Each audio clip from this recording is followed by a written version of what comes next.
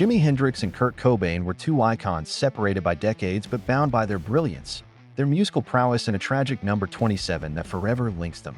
What if time been in on itself? What if, through the magic of AI, the greatest guitarist of the 60s met the voice of 90s grunge for one historic performance? Both of these artists never cared about conventions.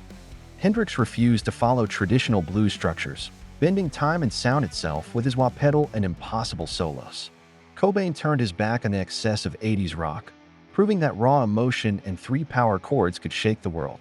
Imagine Hendrix starting with a slow, bluesy rendition of All Along the Watchtower, but instead of playing it note for note, he lets Cobain take over with his raspy, torture vocals.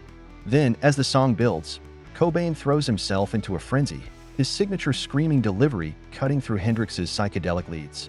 Hendrix, trapped in a music scene that both worshipped and controlled him, longed for creative freedom. Cobain, disgusted by mainstream attention, tried to push Nirvana further into obscurity, only to find himself pulled deeper into the limelight. Even though they never met, the influence of Jimi Hendrix and Kurt Cobain continues to shape generations of musicians. Whether through raw, unfiltered emotion or mind-bending guitar work, their fingerprints are on every chord played by rock's new torchbearers.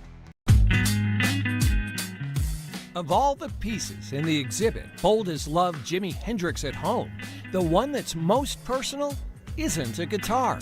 It's a ratty old couch and an image of the legendary guitarist sacked out on it, just like any kid coming back to their parents' house to stay for a night or two. This exhibit at the Northwest African American Museum is as local as it gets. It really fills in a lot of the backstory about him growing up in Seattle. I think people instantaneously associate him with Seattle, but don't really know a lot about his early life before he blew up on the music scene. It shows how Jimmy's family life impacted his creativity and his career. Like, who did he get that flamboyant fashion sense from? His style is very, very much influenced by his grandmother. She was a vaudeville performer. Fancy hats and brocades and beautiful dresses. She saved a lot of that stuff from her performing days that, he liked to kind of play around with. Jimmy's childhood artwork is one of the most popular parts of the exhibit. He was just a really talented and very dedicated artist before he even thought about picking up a guitar. He was really into sports, particularly local sports, so Huskies basketball and football were really interesting to him. There's lots of drawings of hydroplanes and mountains and Lake Washington and cabins out in the woods. There are even psychedelic drawings that hint at future songs.